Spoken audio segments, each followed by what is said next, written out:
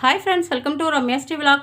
இன்றைக்கி நம்ம ஒரு சூப்பரான குழம்பு ரெசிபி தான் பார்க்க போகிறோம். குழம்பு ரெசிபினா சாம்பார், சூப்பரான செம்ம டேஸ்டியான சாம்பார் ரெசிபி தான் இன்றைக்கி சூப்பராக செய்ய போகிறோம். மிளகாய் கிள்ளி போட்ட சாம்பார் செம்ம டேஸ்டியாக புதுவிதமாக டிஃப்ரெண்ட்டாக செய்ய போகிறோம். வாங்க எப்படின்னு பார்ப்போம். எப்போவும் ஒரே மாதிரியே செய்யாமல் டிஃப்ரெண்ட்டாக செய்வோம். நான் வந்து ஸ்டவ்வில் வந்து குக்கர் வச்சுருக்கேன். அதுக்கு வந்து நான் சாம்பாருக்கு வந்து ஒரு 150 கிராம் துவரம்பருப்பு எடுத்து நல்லா கழுவிட்டு வச்சுருக்கேன். துவரம்பருப்பு ஊற வைக்கணும்லாம் அவசியம் இல்லை, அப்படியே நம்ம உடனே கழுவிட்டு உடனே வேக வச்சுக்கலாம். நம்ம கழுவி வச்ச துவரம்பருப்பை குக்கரில் போட்டுக்கலாம். நமக்கு சாம்பார் எந்த அளவுக்கு தேவையோ அந்த அளவுக்கு எடுத்துக்கலாம். துவரம்பருப்பு வந்து நம்ம கம்மியாக வேணும்னாலும் கம்மியாக எடுத்துக்கலாம், நிறையா வேணும்னாலும் நிறையா எடுத்துக்கலாம். துவரம்பருப்பு போட்டுட்டு பெருங்காயத்தூள் போட்டுக்கலாம். நான் வந்து பெருங்காயத்தூள் கொஞ்சம் கூடுதலாக தான் போடுவேன். எங்களுக்கு வந்து அந்த ஃப்ளேவர் ரொம்ப பிடிக்கும், பெருங்காயத்தூள் ஃப்ளேவர் பிடிக்கும். ஆனால் வாசனை வந்து பெருங்காய வாசனை வந்து தனியாலாம் வராது, நல்லா டேஸ்டியாக இருக்கும் சாப்பிட்றதுக்கு. நமக்கு வந்து பருப்புலாம் வந்து கொஞ்சம் வாயு ப்ராப்ளம்ன்றதுனால நம்ம பெருங்காயம் வந்து கொஞ்சம் கூடுதலாக போடணும். அதோட கூட பூண்டு, நான் ஒரு முழு பூண்டு உரித்து வச்சுருக்கேன், அதை போட்டுக்கலாம். ஒரு 3 தக்காளி கட் பண்ணி வச்சுருக்கேன், கழுவிட்டு 3 தக்காளி கழுவிட்டு வச்சுருக்கேன், அதையும் போட்டுக்கலாம். போட்டுட்டு மஞ்சள் தூள் போட்டுக்கலாம். மஞ்சள் தூள் வந்து நம்ம வந்து மிளகாய் கிள்ளி போட்ட சாம்பாருக்கு வந்து குழம்பு மிளகாத்தூள்லாம் போட மாட்டேன். நான் போட மாட்டேன், மற்றவங்க போடுவாங்கலாம், அதெல்லாம் எனக்கு தெரியல. நான் வந்து போட மாட்டேன். அதனால் இந்த சாம்பாருக்கு வந்து கலர் கொடுக்கறது வந்து இந்த மஞ்சள் தூள் மட்டும்தான். அதனால் கொஞ்சம் ஒரு அரை ஸ்பூனுக்கு கம்மியாக மஞ்சள் தூள் போட்டுக்கிறேன். போட்டுட்டு தண்ணி ஊற்றிக்கலாம். தண்ணி ஊற்றிட்டு மூடி போட்டு மூடி நல்லா ஒரு 6-7 விசில் வர வரலையும் நல்லா பருப்பு வந்து நமக்கு நல்லா குழையணும். பருப்பு நல்லா குழஞ்சி வேகணும். அதனால் ஒரு 7-8 விசில் கூட வச்சுக்கலாம்.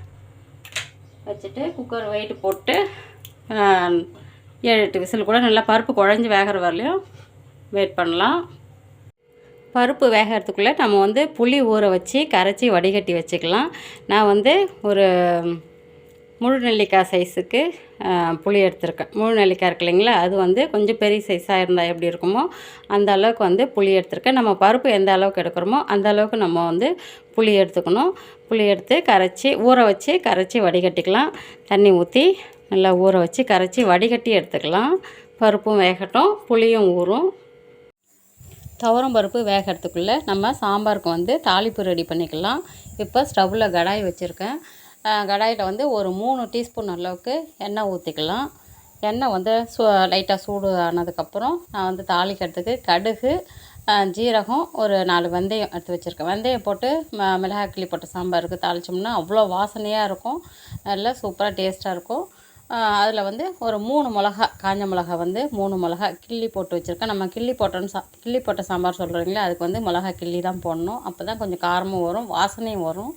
மிளகா கிள்ளி போட்டுட்டு ஒரு 2 கொத்து கருவேப்பிலை வந்து கழுவிட்டு கிள்ளி போடணும். கருவேப்பிலை வந்து நீங்கள் எந்த டிஷ்ஷிலுமே கிள்ளி போடுங்க, நல்லா வாசனையாக இருக்கும். கருவேப்பிலை கண்ணுக்கு நல்லது, தலைமுடிக்கு ரொம்ப நல்லது. நான் வந்து ஒரு 4-5 பச்சை மிளகா கட் பண்ணி வச்சுருக்கேன். ஒரு 3 வெங்காயம், பெரிய சைஸ் வெங்காயம் எடுத்து, ஒரு மீடியம் சைஸ் தான் வெங்காயம் எடுத்து நல்லா நைஸாக நீல வாக்கில் கட் பண்ணி வச்சுருக்கேன். பச்சை மிளகாய் நம்ம ஃபஸ்ட்டு வந்து அதோட கூட போட்டு நல்லா வதக்கிட்டு அப்புறம் வந்து நம்ம கட் பண்ணி வச்ச வெங்காயத்தை போட்டு வதக்கிக்கலாம். லைட்டாக வதங்கினா போதும், பச்சை மிளகாய் வந்து லைட்டாக வதங்கினா போதும். அதுக்கப்புறம் நம்ம கட் பண்ணி வச்ச வெங்காயத்தையும் போட்டு நல்லா தீயாத அளவுக்கு நல்லா துவலாக வதக்கணும். வெங்காயம் வந்து நல்லா துவலாக வதக்கணும். தீயாத அளவுக்கு நம்ம ஃப்ளேம் வந்து கொஞ்சம் குறைச்சி வச்சுட்டு நல்லா வதக்கணும். வெங்காயம் நல்லா வதங்கட்டும், அப்புறம் பார்ப்போம். இங்கே பாருங்கள், பருப்பு நல்லா வெந்துடுச்சு, ஸ்டீமும் போயிடுச்சு. ஸ்டீம் நல்லா போனதுக்கப்புறம் நம்ம குக்கர் ஓப்பன் பண்ணிக்கலாம்.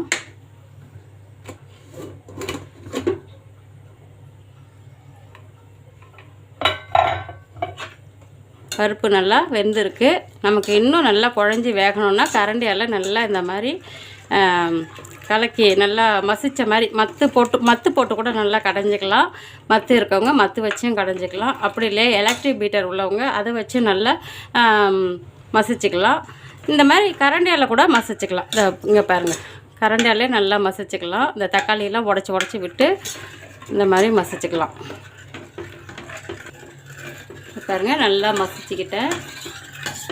பாருங்கள் எந்த அளவுக்கு மசிச்சிருக்கேன் பாருங்கள். நான் கரண்டியாலே மசிச்சுக்கிட்டேன். நீங்கள் இன்னும் மசிய வேணும்னா கூட நம்ம மத்து வச்சு நல்லா மசிச்சுக்கலாம். இந்த பூண்டு தக்காளி எல்லாத்தையும் அப்படியே மசிச்சு விட்டு பாருங்கள். நல்லா 1-2 இருந்தாலும் தப்பு இல்லை. சாப்பிடும்போது அந்த பூண்டுலாம் முழுசாக எடுத்து சாப்பிட்றதுக்கும் நமக்கு பிடிக்கும். இப்போது வெங்காயம் வந்து வதக்கணும் இல்லைங்களா, அதை வந்து இதில் போட்டுக்கலாம். இது பாருங்கள் நான் எந்த அளவுக்கு வதக்கி வச்சுருக்கேன். இந்த அளவுக்கு தவுளாக வதங்கணும். வெங்காயம் வந்து இந்த அளவுக்கு தவுளாக வதங்கணும். இப்போ வெங்காயத்தை போட்டுடலாம்.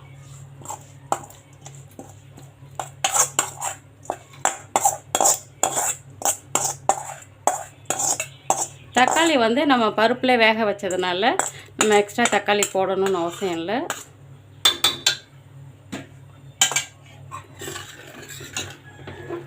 போட்டுட்டு ஸ்டவ் பற்ற வச்சிடலாம். இதை மாதிரி வந்து மிளகா கிள்ளி போட்ட சாம்பார் இந்த மாதிரி செஞ்சு பாருங்கள். செம்ம டேஸ்ட்டாக இருக்கும். இப்போது இதில் ஒரு டம்ளர் அளவுக்கு நான் ஹாட் வாட்டர் ஊற்றிக்கிறேன். சூடாக இருக்கிறதுனால நான் துணியால் பிடிச்சி ஊற்றுறேன். வெங்காயம் அந்த பச்சை மிளகாலாம் கொஞ்சம் நல்லா வேகட்டும். நம்ம புளி தண்ணி வந்து இப்போ ஊற்றக்கூடாது. புளி வந்து கரைச்சி வடிகட்டி வச்சுட்டேன். புளி தண்ணி இப்போ ஊற்றக்கூடாது. ஏன்னா நமக்கு வந்து வெங்காயம் நம்ம என்ன தான் தவ்வளோ வதக்கினாலும் வேகும்போது கொஞ்சம் நல்லா வேகணும். புளி தண்ணி உடனே ஊற்றிட்டோம்னா வெங்காயம் வந்து அவ்வளோ சீக்கிரம் வேகாது. நறுக்குன்னு இருக்க மாதிரி இருக்கும். சாப்பிட்றதுக்கு வந்து நறுக்குன்னு இருக்க மாதிரி இருக்கும்.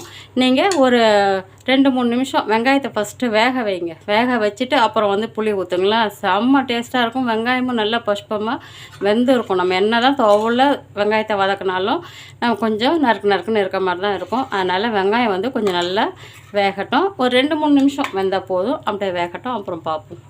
இங்கே பாருங்கள் சாம்பாரில் வந்து நம்ம வெங்காயம் போட்டோம் இல்லைங்களா, நல்லா வந்து ஒரு 2-3 நிமிஷம் நல்லா வேக வச்சுட்டேன். இப்போ நல்லா குழஞ்சி வந்துருக்கும் வெங்காயம். பாருங்கள் நம்ம ஃபஸ்ட்டு போட்டதுக்கும் இப்போ இருக்கிறதுக்கும் வெங்காயம் இருக்கிறது பாருங்கள். வந்து அப்படியே வரைச்சிட்டு இருந்தது. இப்போ நல்லா தவளாக இருக்குது பாருங்கள். இப்போ நம்ம கரைச்சி வச்ச புளியை ஊற்றிக்கலாம். கரைச்சி வடிகட்டி வச்சுருக்கேன்.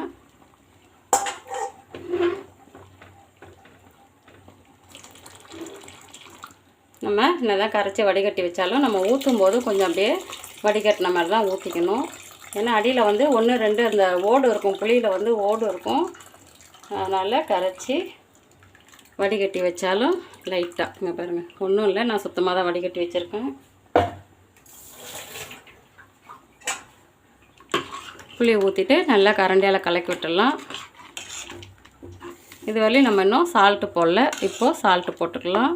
ஏன்னா சாம்பார் வந்து கொஞ்சமாக இருக்கும்போது சால்ட்டு போட்டோம்னா நமக்கு அதிகம் கம்மியெல்லாம் தெரியாது.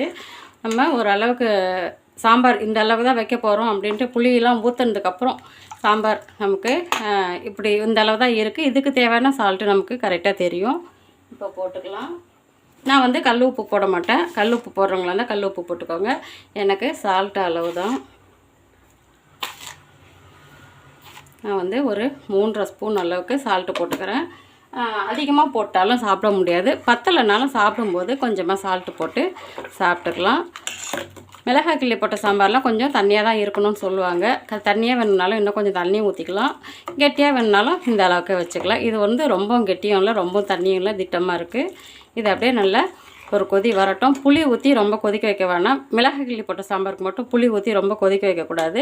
லைட்டாக ஒரு கொதி வந்த உடனே இறக்கிடலாம். கொதி வரட்டும், பார்ப்போம். இங்கே பாருங்கள் சாம்பார் வந்து நம்ம புளி ஊற்றி நல்லா ஒரு கொதி வந்துடுச்சு. இப்படி ஓரத்தில் இருக்கிறதெல்லாம் நல்லா அப்படி தள்ளி விட்டு கலக்கி விட்டுடலாம். சூப்பராக சாம்பார் ரெடி. நல்லா கமன்னு சூப்பராக வாசனை வருது. நீங்கள் மிளகாய் கிள்ளி போட்ட சாம்பார் இந்த மாதிரி செஞ்சு பாருங்கள். செம்ம டேஸ்ட்டாக இருக்கும். லாஸ்ட்டாக வந்து நம்ம கொத்தமல்லி தழை கொஞ்சம் போட்டுக்கலாம்.